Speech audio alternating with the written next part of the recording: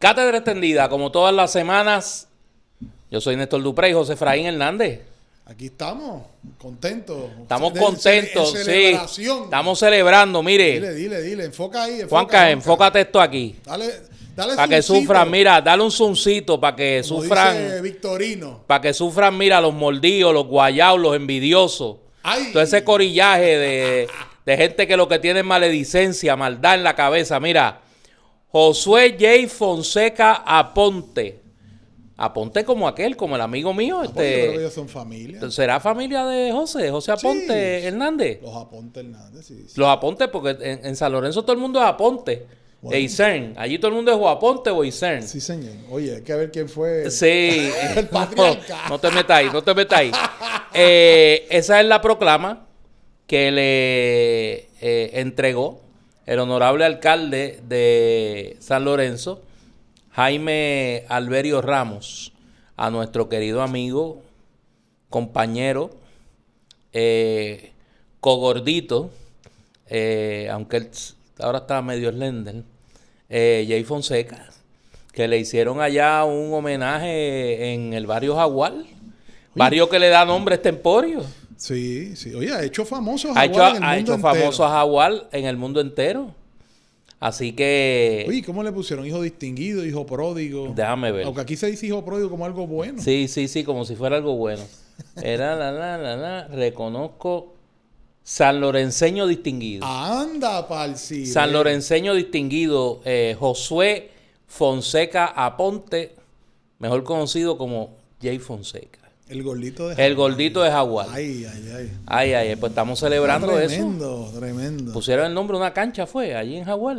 Sí, creo que sí. La cancha del barrio. La cancha del barrio. Ay. Bueno, esta semana ha estado complicada porque se acerca el 15 de octubre, el día que estaba señalado para la vista de sentencia de la exgobernadora Wanda Vázquez, ahora la juez Silvia Carreño, hace apenas unas horas cuando grabamos, puso la vista para el 4 de diciembre, empezando las Navidades. O sea que Titi Wanda va a empezar con petardos y, como decía antes, triquitraque las Navidades. Esta semana, anticipando que la vista hubiese sido el 15, la Fiscalía Federal radicó una moción donde está solicitando 1 año de cárcel para la exgobernadora Wanda Vázquez, bajo la premisa de que la exgobernadora, luego de llegar a un acuerdo de culpabilidad por un delito menos grave, a la salida del tribunal, básicamente proclamó a los 4 vientos allí que ella era inocente, que ella no había cometido delito alguno y que pues eso había sido un malentendido, que era culpa de los ayudantes que ella tenía, de sus colaboradores políticos, y que ella lo que hizo fue asumir la responsabilidad de lo que otro hizo. El lenguaje que utiliza la Fiscalía Federal es muy fuerte. Básicamente la acusa de mentir, de alegar públicamente una inocencia que cuando le tocó la oportunidad, y citan la entrevista de la licenciada Vázquez con la oficial probatorio, ella admitía la comisión de ese delito. Tú que eres abogado, tienes ese defecto. Sí. ¿Qué va a pasar ahí? Pues mira, oye, de hecho le envié aquí a nuestro productor un vídeo para que... Sí. Para que vea cuáles fueron... Las expresiones. Las expresiones de la exgobernadora Wanda Vázquez, que al parecer, vamos a decir, enfurecen a la fiscalía y dan pie a que radiquen esta moción que se da como secuela del informe que hace el oficial probatorio, donde ese oficial probatorio saca a relucir en su informe todos los hechos que dieron pie a este caso. Y a mí me parece, Néstor, como abogado, yo recuerdo que a mí, luego de una intervención que yo tuve en televisión, se me acercó uno de los abogados penalistas más prestigiosos de Puerto Rico, de larga trayectoria, un abogado muy distinguido. Y me contaba que él me decía, mira, ese acuerdo que se le ofreció a la gobernadora es filete. Ella tenía que aceptarlo, porque hay que recordar que la exgobernadora se monta en la ola que provoca el abogado de Julio Herrera Bellutini, que tiene, como dirían en Santo Domingo, los cuartos. Tiene los cuartos para pagar este abogado que es amigo de la actual secretaria de Justicia de los Estados Unidos, Missy Bondi, que estuvo activa esta semana. Sí, estuvo ahí on fire en una repartió pasta y queso allí en el Senado. En el Senado Federal. Sí.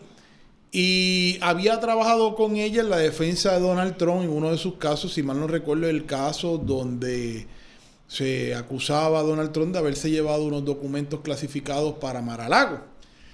Y este abogado tenía la llave para entrar al Departamento de Justicia Federal allá en Washington, D.C. y lograr un acuerdo fenomenal donde se reclasificaron, no se reclasificaron, más bien se echa por el sifón la acusación original que había contra ellos y se les vuelve a acusar por un delito electoral, que en el caso de la exgobernadora Wanda Vázquez, el delito trata de haber aceptado dinero por parte de un extranjero para su campaña política. Un donativo político sí. De un extranjero.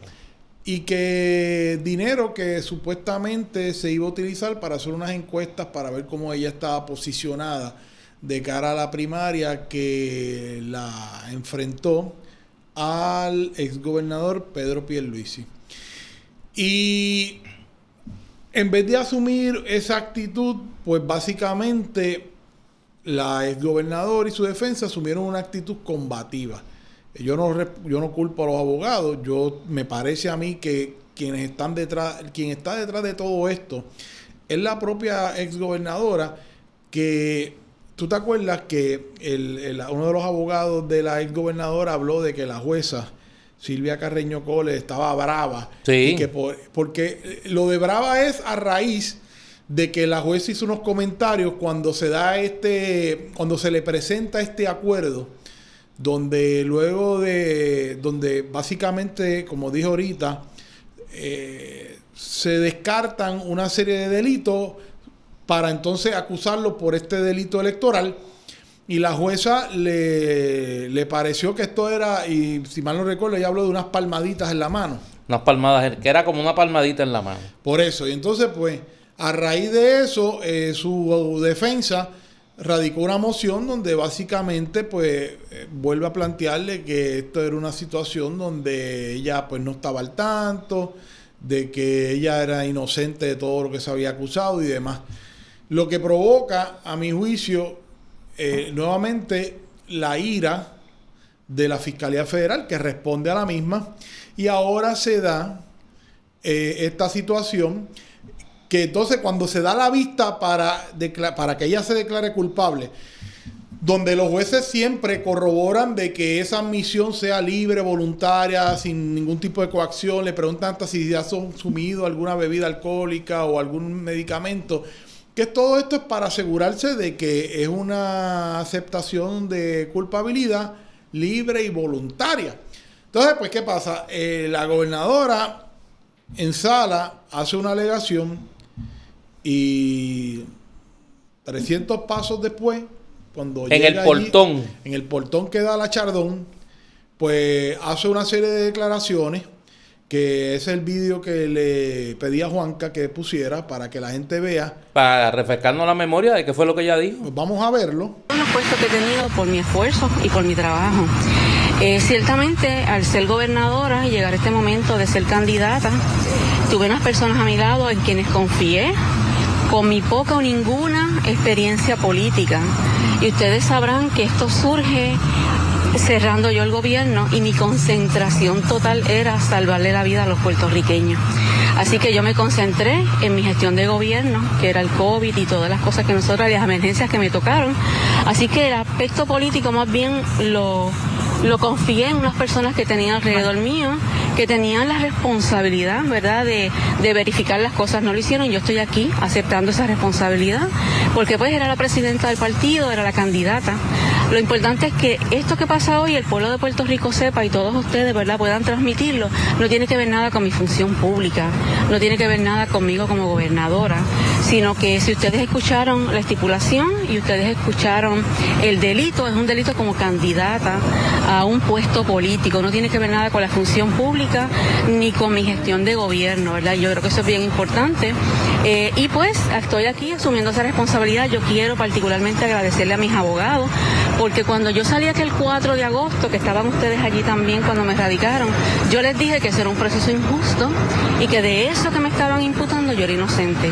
Hoy, al cabo de 3 años, vemos como, gracias a la defensa de mis abogados que investigaron este caso, al investigador, ¿verdad?, que Dios lo tenga en la gloria, Robert Vizcarrondo, que hicieron unas investigaciones en su totalidad de todo lo que nos habían entregado, pudieron demostrar que ese indictment no era correcto, que no era cierto, que era lo que yo les dije a ustedes, ¿verdad? Así que eso eventualmente, ¿verdad?, pasará el día de la sentencia cuando archiven ese indictment. Gobernadora, ¿qué visualiza para su futuro? Quisiera regresar a la abogacía y le preocupa que ahora que es convicta pudiese ser desaforada. Bueno, recuerden que es un delito menos grave, así que al ser un delito menos grave que no envuelve depravación, es una determinación del Tribunal Supremo, ¿verdad? Siempre lo tengo bien presente. Yo actualmente estoy ejerciendo como abogada, así que nada, estoy retirada también, así que yo creo que vamos a ver varias cosas, ¿verdad?, donde nosotros necesitamos descanso, necesitamos paz, después de todos estos 3 años, porque ciertamente este indictment en la próxima vez que vengamos aquí al tribunal lo van a archivar, pero fueron 3 años de tortura, de angustia, de sufrimiento, de escuchar muchas cosas, como ustedes vieron en la moción que radicaron, el licenciado radicó, que estuvimos viviendo durante esos 3 años. Así que todas esas cosas, nada, las vamos a evaluar, necesitamos tranquilidad, necesitamos paz y sobre todo agradecimiento a todas las personas que me han escrito y que siempre en la calle me apoyaron y que vieron que al final del camino lo que yo les dije aquel 4 de agosto pues fue la realidad. Esa candidatura, gobernadora, pues fue un error tratar de dar ese paso y entonces iniciar un proceso que finalmente desemboca en todo. No era política de carrera, ¿verdad? Yo estoy clara en eso, yo siempre lo dije, pero mientras estuve en la gobernación vi la necesidad del pueblo de tener una persona que no fuera política, que pensara en todo el mundo, que fuera gobernadora para todos los puertorriqueños, que no tuviera colores, y yo representaba a esa persona, así que en ese momento quise ponerme a disposición. Vuelvo y le digo, me concentré en la gestión de gobierno y confié en todo ese proceso político en unas personas que tenían alrededor mío, ¿verdad?, que no hicieron su trabajo, y yo estoy aquí asumiendo la responsabilidad, es mi responsabilidad. Bueno, ya lo oyeron. La exgobernadora responsabiliza a todo el mundo, al COVID, a una gente que ella le delegó ese asunto, que no fue en su función de gobernadora. Básicamente, ella no es responsable de absolutamente nada. Que eso le pasó porque le pasó porque nos estaba cuidando. Que nos estaba cuidando. Nos estaba cuidando. Pero esto ocurrió, ese vídeo que ustedes observaron, cortesía de Telemundo, fue a minutos de haber salido de sala donde aceptó su culpabilidad sobre los hechos imputados en ese nuevo indictment. Y Fiscalía Federal, en esta moción, que como les dije, se hace utilizando el informe del oficial probatorio, incluye el enlace de esa entrevista que nosotros le pasamos a ustedes. O sea, la Fiscalía Federal incluye en su moción ese enlace, y Néstor tiene aquí un extracto de lo que dice esta moción. Le envié a Juanca para que tengan la oportunidad de verlo. Ahí lo tenemos. Ese documento que ustedes pueden ver es una parte de la moción de la Fiscalía Federal pidiendo que se sentencie a 1 año de cárcel a la exgobernadora Wanda Vázquez. Y como ustedes pueden ver, la moción dice, y cito, voy a traducir de mi inglés de Cagua al español. Buenísimo. Sí. El 27 de agosto del 2025, inmediatamente después de declararse culpable de recibir contribuciones para su campaña ilegales de un extranjero, de un banquero venezolano que intentaba, que buscaba remover al jefe de la regulación financiera de Puerto Rico, Vázquez hizo comentarios públicos a la prensa fuera del tribunal. Y ahí pueden ver el enlace a el video que acabamos de mostrar. Ella inmediatamente intentó culpar a otros en su campaña política diciendo: yo verdaderamente confieso a algunas personas que yo tenía a mi alrededor que tenían la responsabilidad de verificar las cosas. Ellos no lo hicieron y aquí estoy, aceptando la responsabilidad porque yo era la presidenta del partido, yo era la candidata, ya no era presidenta del PNP nada. Yo estaba enfocada en la administración de gobierno y yo confié todo lo de ese proceso político a unas personas que yo tenía a mi alrededor que no hicieron su trabajo bien y por eso estoy aquí asumiendo la responsabilidad. Esa es mi responsabilidad. Y dice la Fiscalía Federal, estas declaraciones públicas desviando la culpa están encontradas con la verdad, la genuina aceptación de la responsabilidad, el remordimiento y su subsecuente reconocimiento al oficial probatorio de los Estados Unidos, donde ella admitió, y la citan, era una oferta y yo la acepté. Ese fue mi error. Vázquez misma reconoce haber aceptado contribuciones para su campaña ilegales de Herrera, un banquero venezolano motivado a obtener cambios en la oficina del comisionado de instituciones financieras.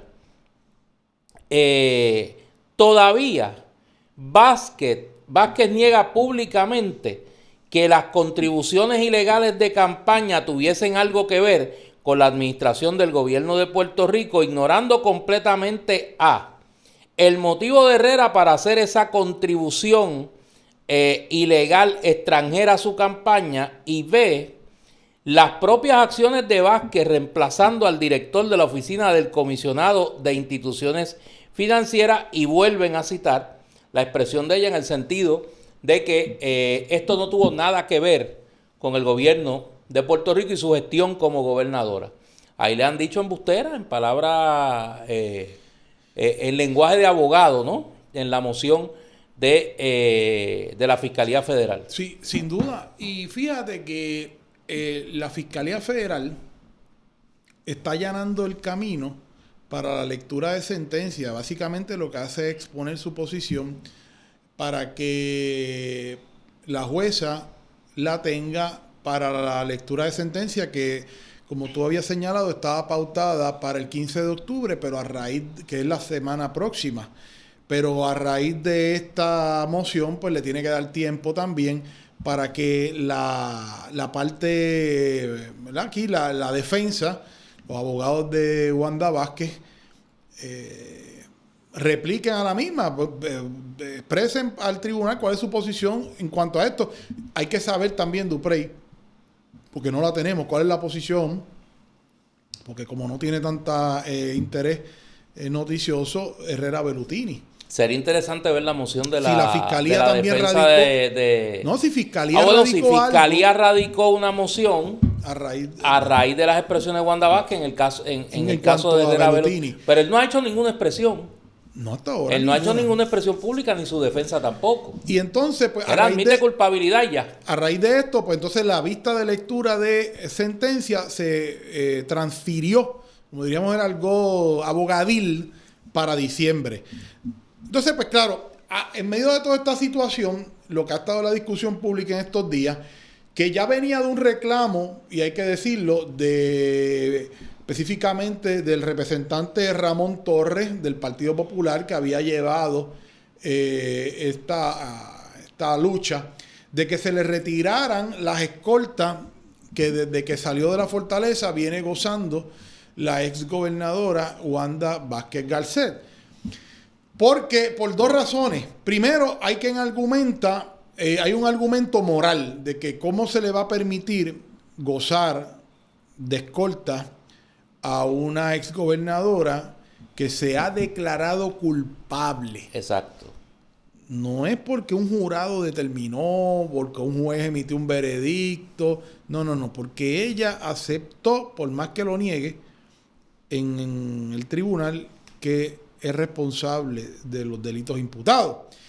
Y también está el otro argumento ya legal de los que dicen que según el texto de la ley, ella no cumple con la definición de exgobernador, de gobernadora, que por lo tanto no puede gozar del privilegio de tener una escolta 24/7, que no es una escolta que está parada frente a su despacho de abogada, si es que lo tiene, frente a su casa, sino que le sirve de chofer para llevarla y traerla y hacerle todas las gestiones y lo hemos visto.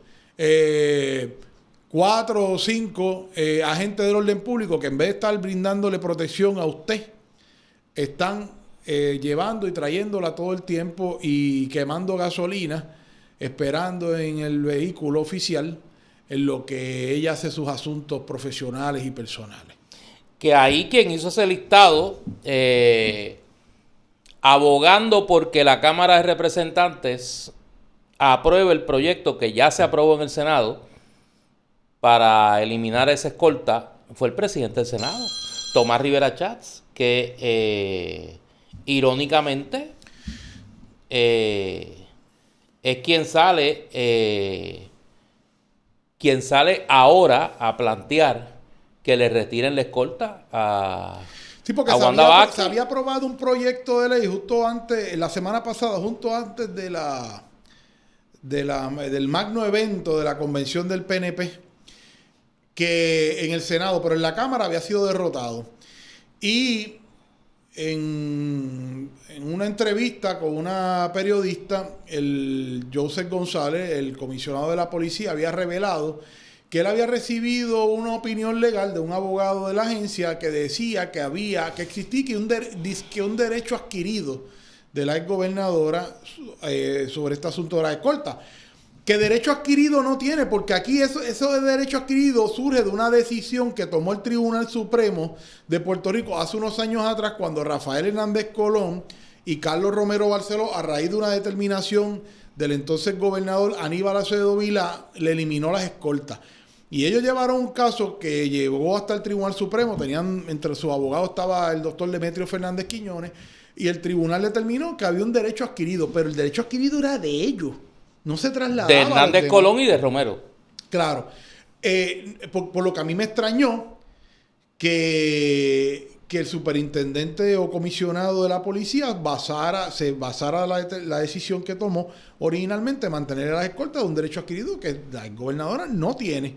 Y que además, si tenía que despojársela, se la despoja y que lleven el caso al tribunal. Pero cambió de parecer. Sonó más un intento de complacer, me imagino yo, presiones desde el PNP para no menear mucho ese asunto y dejarle las escoltas a Wanda Vázquez. Luego la opinión pública, la presión de la opinión pública, la moción de la Fiscalía Federal, porque fíjate que el cambio de postura de Joseph González se da. Tienes un buen punto. Luego de la radicación de esta moción por la Fiscalía Federal, que lo que hace es refrescar la memoria del país en general y de Joseph González en particular, que era el director del FBI en ese momento, de cuáles fueron las circunstancias de esta acusación, de este arresto y todo el proceso de negociación que lleva a que Wanda Vázquez, cogiendo PON con la gestión que hizo el abogado Herrera Bellutini,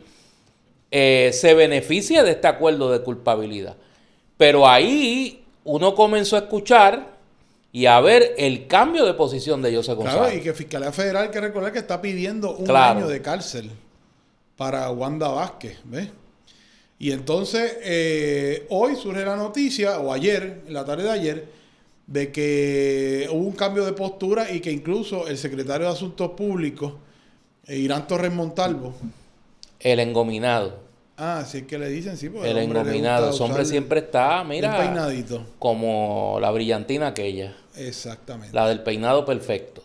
Pues este muchachón dijo públicamente en una conferencia de prensa donde Que tiene un vellón pegado con Jay. tiene un vegón pegado con Sí, ahí lo Jay, parecía la lucha y libre. entre las otras Jay Fonseca, yo te reto a ti.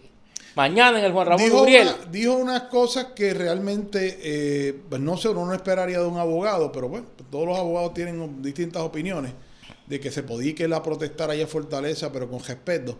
Y ahí parece que en esa misma conferencia dijo de que le iban a retirar las escoltas al gobernador y que habían escuchado el parecer público y la indignación, y entonces iban a tomar esa determinación.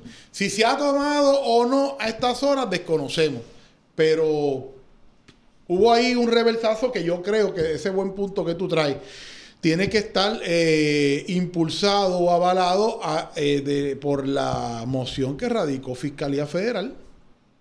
No pidiéndole el año de cárcel. No tengo duda. Ahora el problema se puede convertir en un problema político. Fíjate que la oposición, tanto la oposición del Partido Popular, y me parece bien lo que hace en reconocer a Ramón Torres, que es el proponente a nivel de la delegación popular en la Cámara de que se le elimine la escolta a Wanda Vázquez. La minoría del Partido Independentista también son los que colocan en la discusión el asunto. El Senado, Rivera Chat tiene el oído en tierra, aprueba rápidamente el asunto, lo envía a la Cámara y allí es donde se empantanó. Pero tú que estás siempre en las redes y tienes Twitter, No diga eso más, porque tú te has metido en el mundo de las redes y ahora usted está, mire, pero postea más que Jay Fonseca. Mira, usted postea más que Jay Fonseca. Usted postea esa? más que Jay en las redes. Néstor, léete ahí que tú lo tienes, el post de esta tarde de Tomás Rivera Chat reaccionando a esta decisión sobre las escoltas de Wanda Vázquez.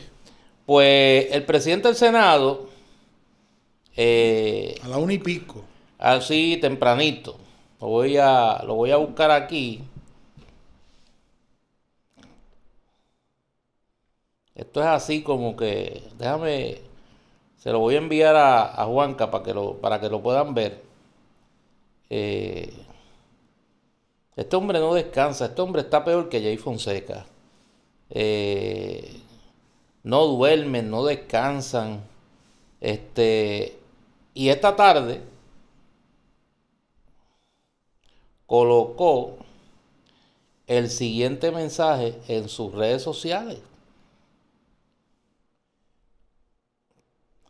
Ya pronto lo vamos a ver, pero mientras tanto, mientras Juan Carlos, como dirá en Cagua, lo setea. Ajá. Dice, buenas tardes Puerto Rico. Mientras se, y lo ponen en comillas, Sí. se piensa y evalúa con calma eliminar, retirar escolta, seguridad y protección a personas convictas. Esas personas convictas fueron, son y serán asistidas por policías de Puerto Rico y enumera todas sus visitas al tribunal para enfrentar la acusación, todos sus movimientos en las calles de Puerto Rico, restaurantes, cines, centros comerciales, paseos, etcétera. El día que se declaró culpable, sus visitas posteriores al oficial probatorio, hasta el día de la entrega voluntaria si se la conceden y le fuera impuesta pena de cárcel. Mientras cumpla la pena impuesta, ¿cómo? Y entonces pregunta, ¿cómo usted cree que se sienten esos policías sirviéndole y asistiendo de diferentes formas a una persona convicta? Juzgue usted. Ahí lo pueden ver. El buenas tardes Puerto Rico del presidente del Senado, que más claro no puede ser. Así es. Oye, Néstor, no podemos pasar por alto el análisis de la convención del PNP. Que allí Jay se llevó su agüita. Ah, sí. Oye, pero Sí. está pegado ese muchacho. Ese muchacho está pegado. Está enemigo público. Es el número uno. enemigo público número 1. ¿Hay unidad o no hay unidad? No, ¿No qué? no hay unidad. Usted se enteró de unas No, cositas. claro, yo me enteré. Y el Jay domingo. también, y Jay también se enteró. ¿Qué fue lo que pasó? Usted que le llega información de todas Sí, partes. de todas Dicen partes. que hubo un incidente porque Miguel Romero, el alcalde de San A Juan, ver. llegó con una delegación amplia Llegó con un batallón, al Coca-Cola Music Hall, allí en el área del centro de convenciones, como 300 personas. y no lo dejaron entrar con ese... No los dejaron entrar a todos porque ellos Cuéntame. llegaron uniformados allí. Y entonces cuando llegan allí, la gente de la gobernadora, el equipo de la gobernadora, no los quería dejar entrar porque y que los bomberos, ¿Cómo es? sí, porque y que los bomberos habían dicho que ya se había cumplido con el cupo. Pero ven acá, gente que ha hecho conciertos allí Por eso, me dijo que allí hay de 4,000 y pico a 5,000 asientos. Sí. Y tú me vas a decir a mí que todos estaban llenos. eso, no, yo no te puedo decir nada porque yo no estaba allí. No, claro. Yo te digo Esa lo fue que... la excusa que le di. Eso fue la excusa que le dieron. Ay, mi Esa fue la madre. excusa que le dieron. Pero fíjate que los cogen en la mentira, que entonces terminan dejando entrar a un grupo, no a los 300, pero a un grupo. El grupo que pudo entrar, lo mandaron allá al Cucurucho, El Palomar. al Palomar. Y ellos se fueron colando para la parte de abajo, cerca de la tarima. Allí la cosa estaba más complicada porque alrededor de la tarima, ¿quiénes estaban? La gente de la gobernadora. Bueno, y que Para supuestamente... entonces, tú sabes, el Chichi High, el SAE Bueno, y y toda la esa información historia. que a mí me llegó es que habían órdenes de que Sí, no aplaudieran. Que no aplaudieran al presidente del Senado ni al alcalde de San O sea, Juan. que solo se podía aplaudir a la Solo gobernadora. se podía aplaudir a la Pero ven aquí, gobernadora. así se proyecta unidad. Bueno, no, es que yo creo que en el PNP la pelea está casada. Yo creo que ahí lo que queda por dilucidar. Porque fíjate que ellos trataron, la gobernadora trató de proyectar unidad. Sí, pero con no. Ricky Rosselló. Con Ricky Rosselló y con Luis Fortuño. Y con Luis Fortuño. Pero fíjate que en Hasta esa ahí. área, pero fíjate que en esos primeros días no estuvo presente el presidente del Senado. El presidente del Ni Senado que yo viene a ir. recuerde, bueno, el presidente del Viene Senado a ir llega el con viernes. su party. No. El viernes El party del tiburón. El viernes va Miguel Romero por la tarde a un karaoke que tenían allí. El de Giorgi. Yo me imagino que Giorgi estaba allí. Giorgi llegó allí desde el Oye. lunes. Pasó la semana allí. Bueno, ayer todavía estaba, como Sí, diría una sí. amiga mía, sabroso. Estaba sabrosón. Pues llega el viernes Miguel Romero por la tarde a un karaoke que había allí. Y entonces por la noche era la fiesta del tiburón. presidente del Senado, que eso fue Apotóxico. apotóxico. Hasta las 15 de la hasta que se rompe el cuero. Entonces lo próximo fue la asamblea del PNP, que allí vino la consabida foto de ellos tres y la unidad. Y todo eso. Entonces, si tú tienes que hablar tanto de unidad, Ah, bueno, ya tú sabes. ¿cuál es la? Tú tienes que estar subrayando todo el Si tiempo. tú tienes que todo el tiempo, ellos estuvieron jueves, viernes, sábado y domingo subrayando la unidad. Pues, ¿qué quiere decir eso? Que no hay unidad nada. Y que lo que se dio soterradamente fue el anticipo de esa batalla primarista. Yo creo que ahí lo que queda por resolver, la incógnita, es, uno, el alcalde de San Juan va a dejar una plaza segura como es la alcaldía de San Juan. Donde ahora en este momento no hay candidatos No. ni líderes, ni cabezas que uno pueda identificar como líderes de ese Por lo menos- ayuntamiento, ni en La Pava, ni en la Alianza. Ni en la alianza. Para irme, mira. Para no amplio.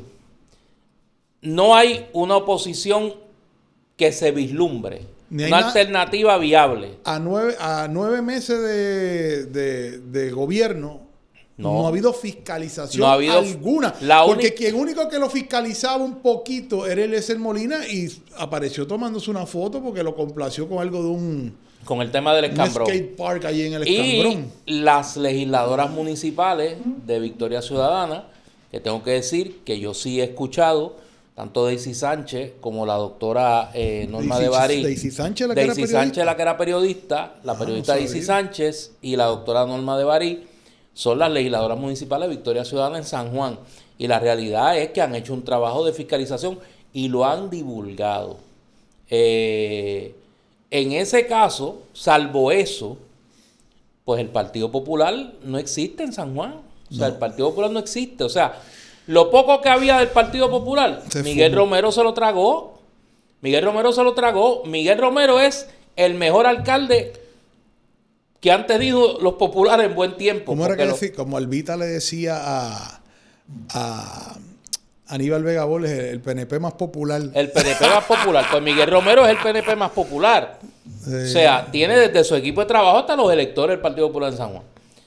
En el caso de Tomás Rivera Chats, la otra incertidumbre es si Tomás Rivera Chats esta vez no va a ser la estrategia de siempre de amaga y no da. Ya tú sabes lo que dicen allá en Cagua, que el que amaga y no da tiene la mano embarrada, por decirlo así familiar.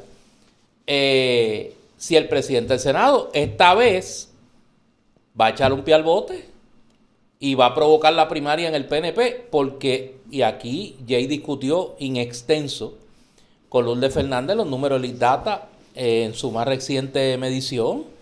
O sea, la gobernadora está políticamente desgastada a 9 meses de... Cuesta abajo como Caldero. No va, a 9 meses de gestión. O sea, en el PNP tiene que estar en marcha ya un plan B. Y claro está, ¿por qué Pedro Pierluisi no es invitado a la convención? Porque todo el mundo sabe. Ni nadie identificado con esa No, porque administración. todo el mundo sabe que hay una guerra en el PNP. Desde que Jennifer González, desde antes de que juramentara, de que, como me dijo uno de ellos, ni cuando los populares nos trataban como nos tratan ahora. Y esa gente son los que están promoviendo por su lado una alternativa a Jennifer González, que inclusive hay gente que ha hablado de la posibilidad del propio Pedro Pierluisi. Del propio Pedro Pierluisi. Yo creo que él no está en esa, pero yo creo que sí va a ser un factor él y su gente que demostraron, no ganaron la primaria, pero demostraron una capacidad de recaudación de fondos y podrían ser un factor en ese juego de poder en el PNP. Y ven acá, otro que se está rumorando también es la candidatura a Washington, el PNP, y había allí presencia de publicidad de Luis Davila Perna. Davilita. Davilita Pasquinoto aquello. Dicen que sí, pero él dice que eso no fue él. Que no fue él. No, que eso no. ¿Y quién fue? Silvestre. Sí, Silvestre. ¿Cómo es que como tú el le gato. llamas? Orgánico. Orgánico. Fue orgánico. Se pusieron solos los pasquines. También la secretaria de DACO, la licenciada Valery Rodríguez Erazo, está proyectando muy bien. Que está en campaña. Esa tiene el método. método. 24/7. El método García Padilla. Tú prendes el televisor, ahí está Valery. Y deja que llegue. Prende, mira, busca las redes esas de Duprey. Prepárate para las Navidades. Cuando venga, mira, desde el viernes del madrugador. No, antes, el pavo, acción de gracias. Los pavos. Ella va a ir a pesar los pavos. El viernes negro va a ir, mira, amanecerse ahí en las megatiendas. En las Navidades va a ir, no hay lechonera que ella no vaya a inspeccionar. Ahí el lechón que esté. Y que esté todo en orden. Si es y después viene el Back to School de enero.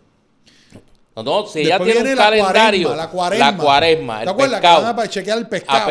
A chequear el pescado. Bueno, y está como la canción esta de la trovadora puertorriqueña, la que hace el jingle de Cacú, se me escapa el nombre. Victoria Sanabria.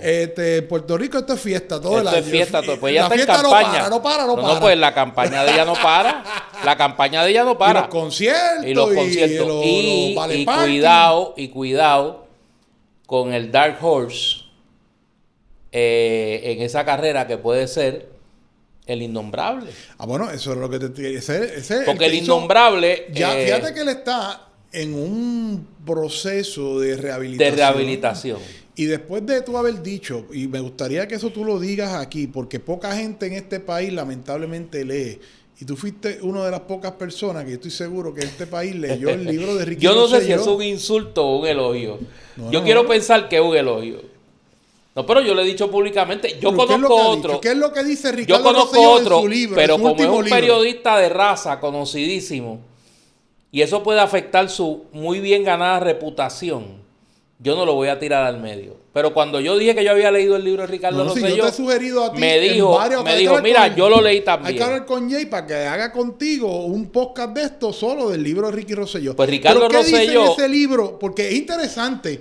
Las fotos que uno vio este fin de semana contrastan con lo que él dijo en ese libro. Sí. Pues tú sabes que Ricardo... ¿Cómo se llama el libro para empezar por ahí? The Reformer's Dilemma. El dilema del reformista.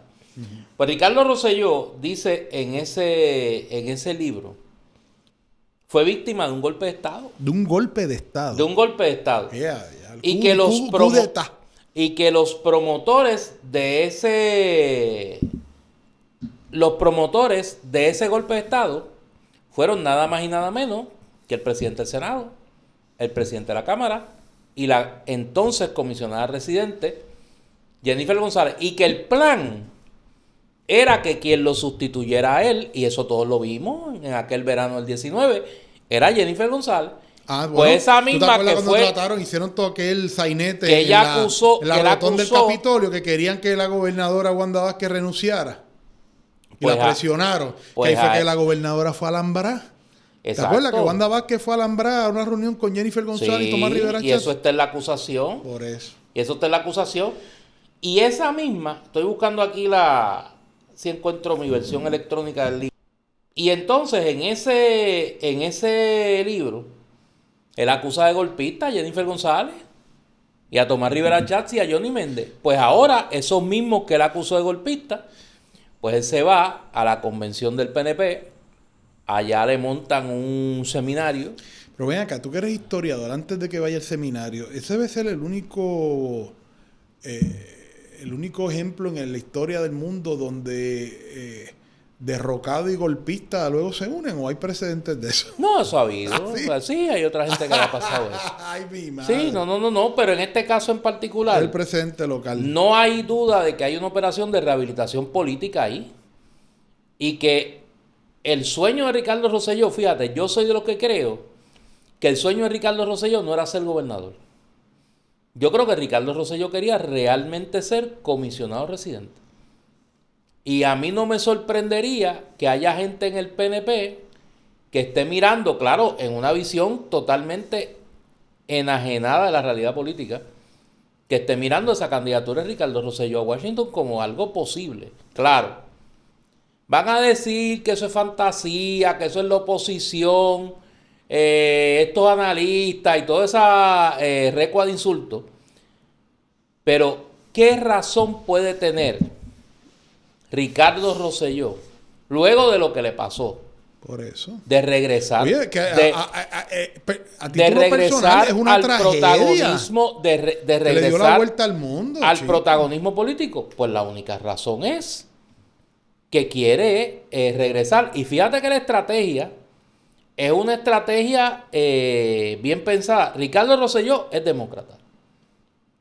Él ha estado identificado toda su vida con el Partido Demócrata, su padre también. Su gobierno fue un gobierno en temas sociales liberal, de corte liberal, progresista, en cuanto a los derechos de la comunidad LGBTQI, el tema de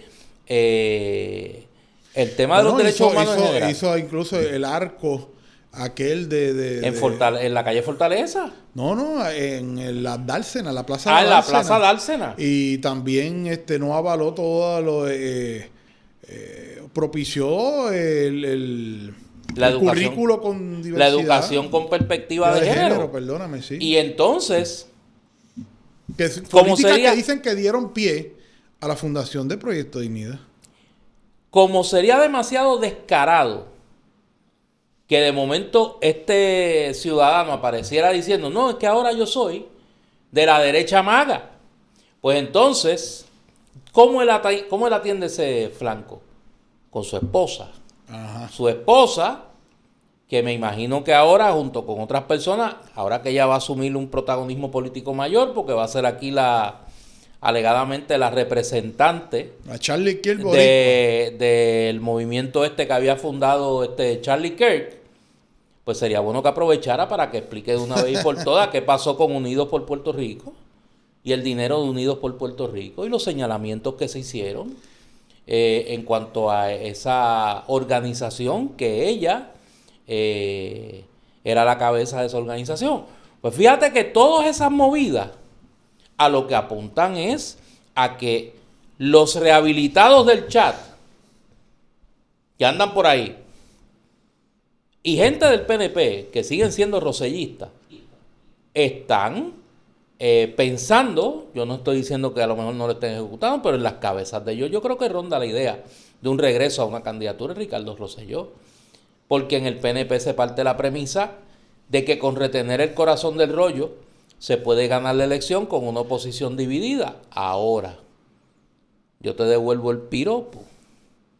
Háblame de la nueva alianza.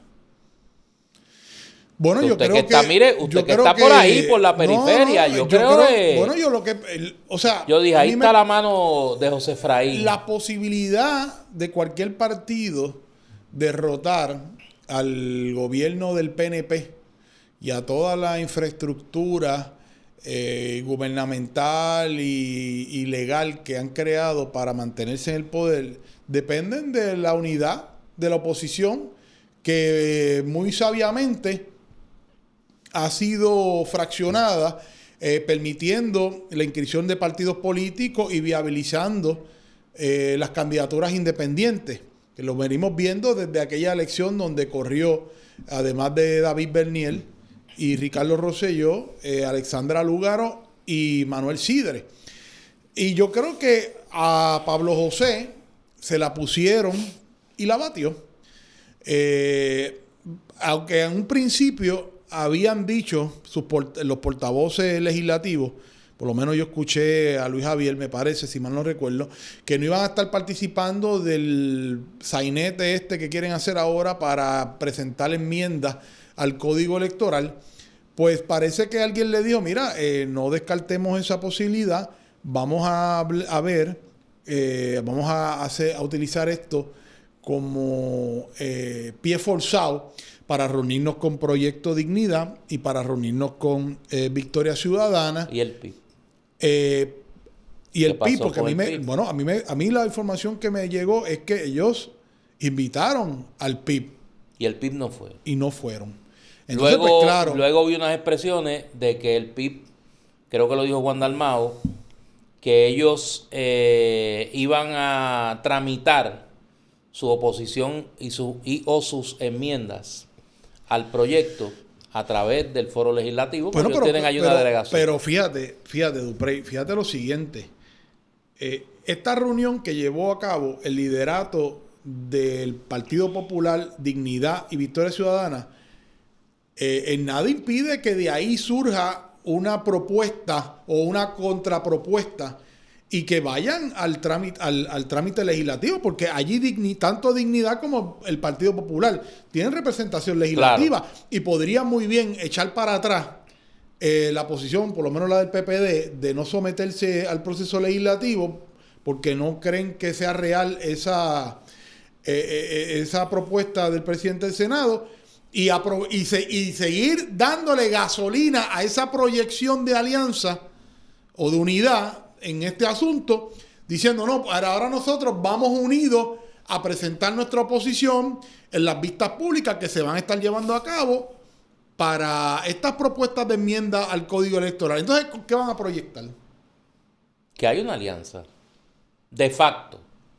Que hay una alianza de facto. Y fíjate la conferencia, y Victoria Ciudadana, que aunque yo dije aquí en mi foro de que no legalmente no había probabilidades de éxito o que podía causarle un daño el cederle una de las bancas que tuvo el PIB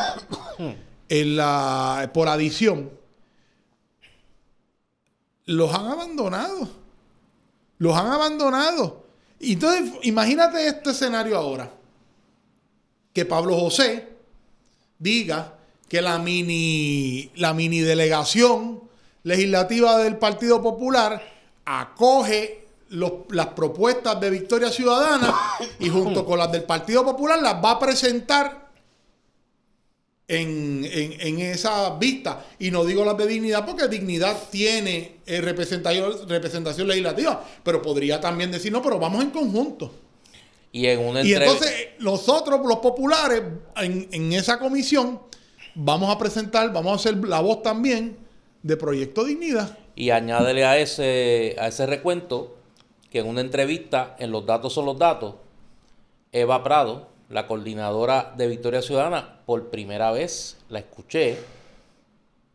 Si lo ha dicho en otras ocasiones, yo no la he escuchado. Es la primera vez que la escucho abriendo la puerta a una alianza, además de alianzas puntuales en iniciativas específicas como esta, con otras fuerzas políticas. O sea, y eso sería un asunto, eso sería un game changer, como dicen ahora. Un movimiento interesante. ¿Por qué?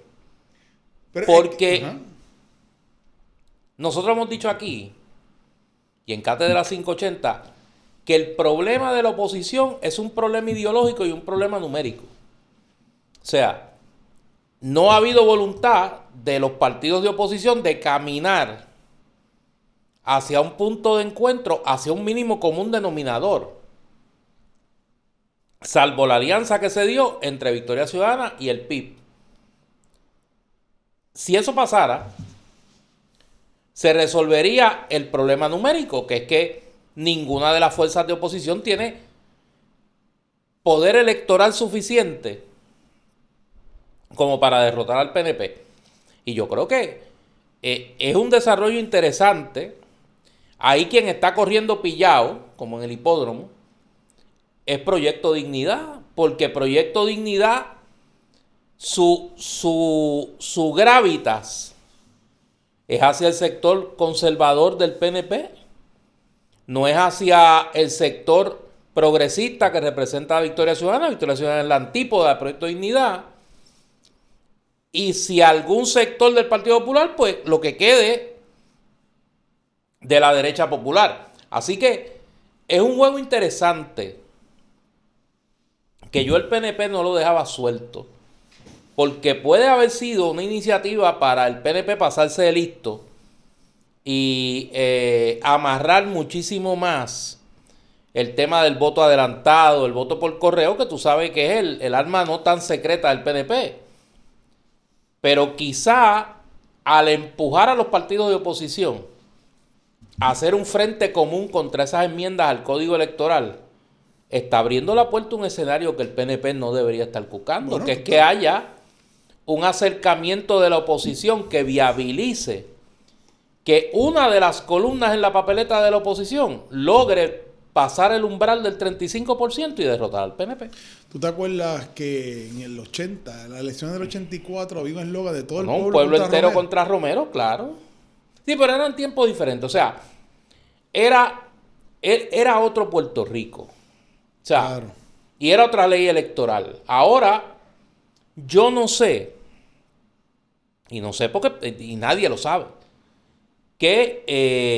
a qué podría llevar esto, pero obviamente es una puerta que se abre a superar ese problema numérico, que es que alguna de las fuerzas políticas logre cruzar ese umbral del 35%. Pero vamos a ver. Oye, vamos a ver Néstor, ya para finalizar, cambiando el tema,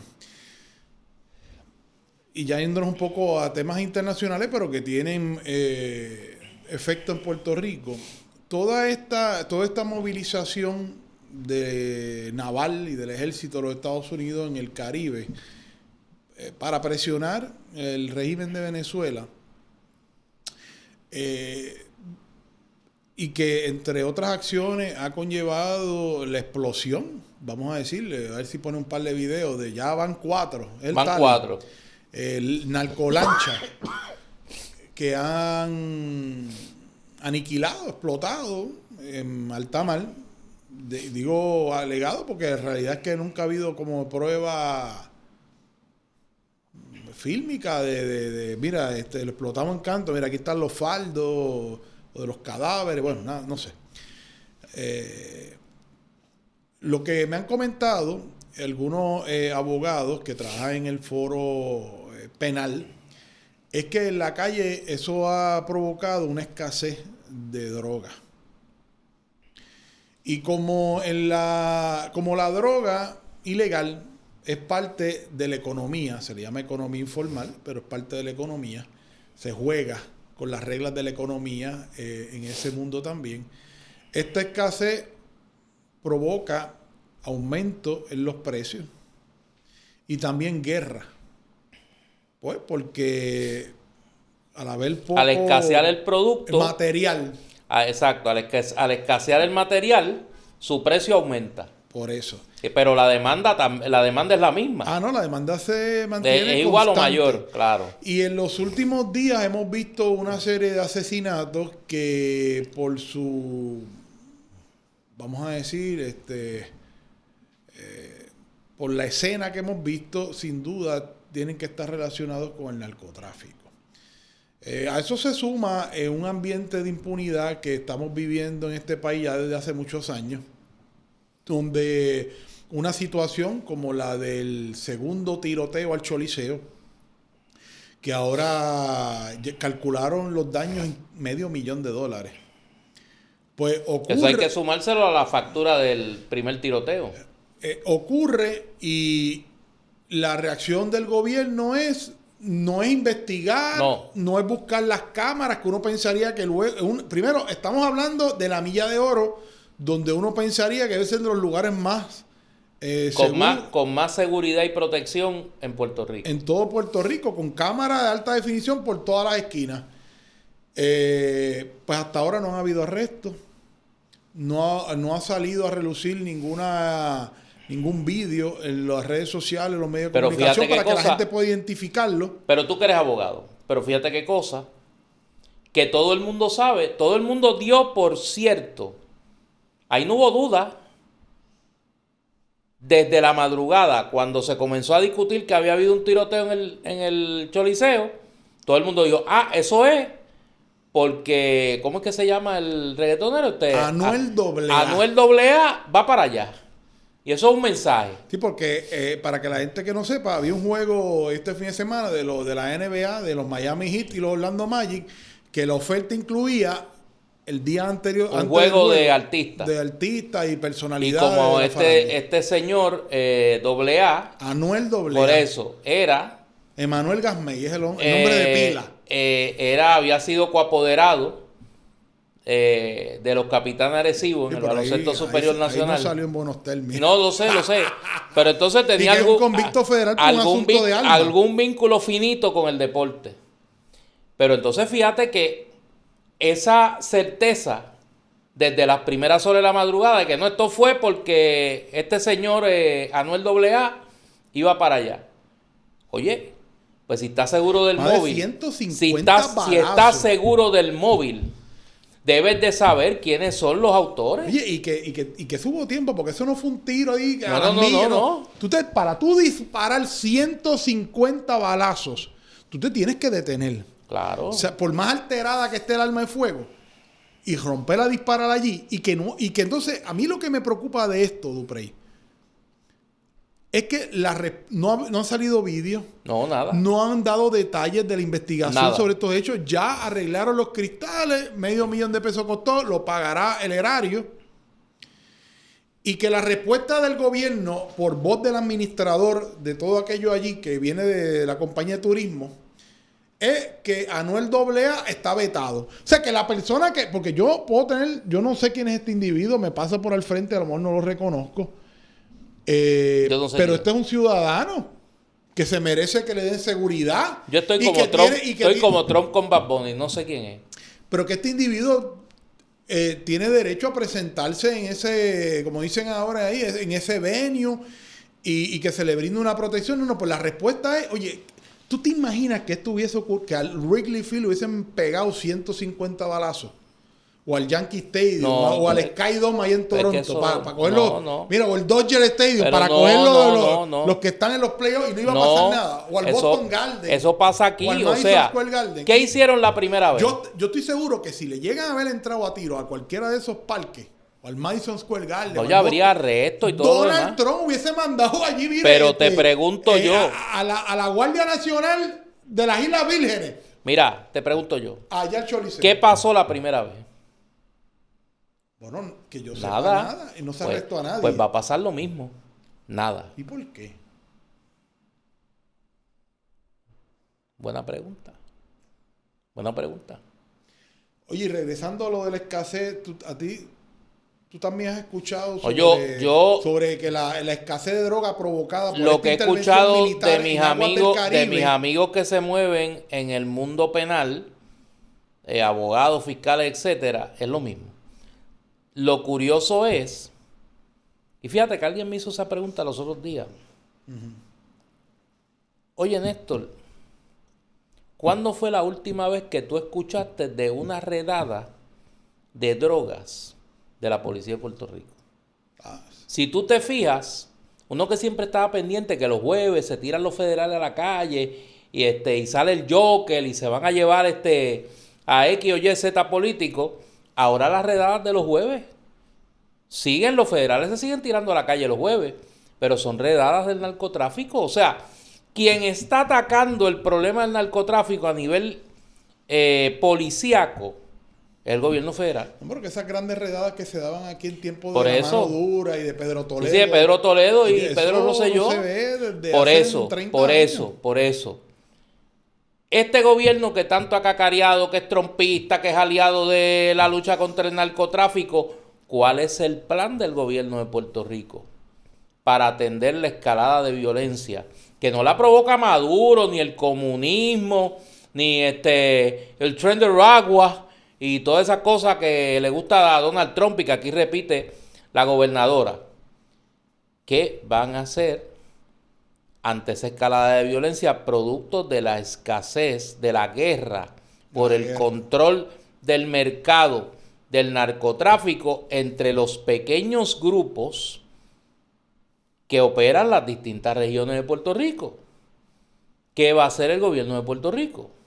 Si no, cuidado, que no caigamos en la lista de los lugares, ya no porque los gobernadores son demócratas y hay mucha gente protestando, sino porque presenta unos niveles de inseguridad intolerables al gobierno federal, que no caigamos en la lista de movilizaciones del gobierno federal para atender el problema de seguridad en los centros urbanos de los Estados Unidos.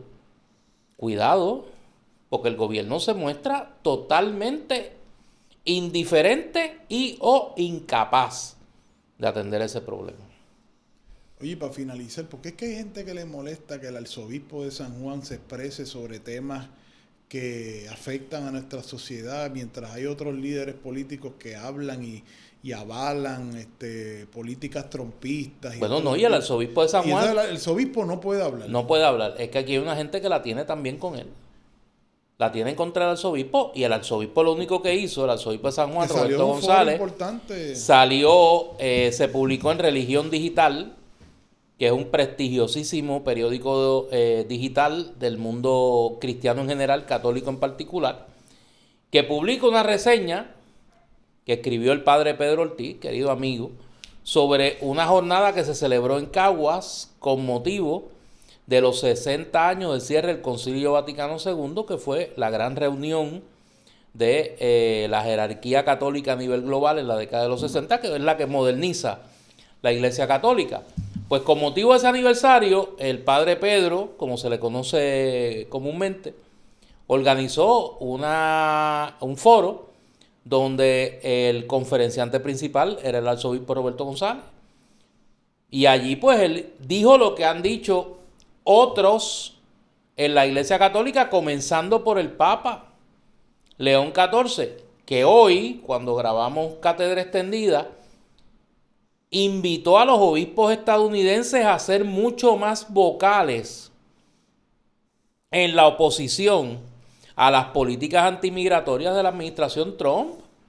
Ese es el planteamiento más coherente con la doctrina social de la Iglesia y con el mínimo sentido de humanidad que del humanismo secular, del humanismo cristiano se plantea. Así que parecería que para alguna gente en este país el único líder religioso que no puede hablar es el arzobispo. Por eso, pero fíjate porque otros líderes religiosos aquí están, incluyendo sacerdotes católicos, sí, están día y noche expresándose sobre asuntos políticos y nadie los denuncia, nadie los critica. No, y avalando. Y entonces el arzobispo de San Juan, que lo único que hace es ser coherente. Exacto. Coherente con lo que es la doctrina social de la Iglesia, de respeto a la dignidad de la persona humana, con lo que ha sido la postura del Papa León XIV, que dijo hace unos días que no se puede estar en contra del aborto y a favor de la pena de muerte. Claro. Porque hay una contradicción en la definición de ser provida, ¿no? Y provida y a favor de todas las redadas y inhumanas que se entonces están llevando a añadió cabo. que él tiene serias dudas de cómo usted puede ser coherente siendo provida por un lado y favoreciendo las políticas antimigratorias de Trump, que son políticas claramente violatorias de los derechos humanos. Yo creo que el arzobispo fue valiente. Yo creo que el arzobispo dijo lo que correspondía desde la doctrina social de la iglesia, desde un mínimo sentido de humanidad. Y yo creo que, por lo menos en mi caso, yo defiendo su derecho y el de todos. Y el de todos. Y el de todos a expresarse. O sea, no puede ser el derecho de expresión de los que creen como yo. Exactamente. Tiene que ser el derecho de expresión de todos, los que coinciden y los que difieren. Oye, el gordito no llegó. No llegó. Ese hombre tiene que estar en Wrigley Field ya. Ya está allí. Sí, debe estar allí, En Chicago. en Chicago. Pero tiene que tener cuidado porque yo creo que... Yo lo único que espero es que si está en Chicago, Si lo cogen los de ICE, no se lo lleven. lo deportan a dónde, al gordito. A Jaguar, A al barrio Jaguar, al lugar de origen. ¿Cuál es el lugar de origen? El barrio Jaguar de San Lorenzo. Regresamos en Cátedra Extendida en una semana.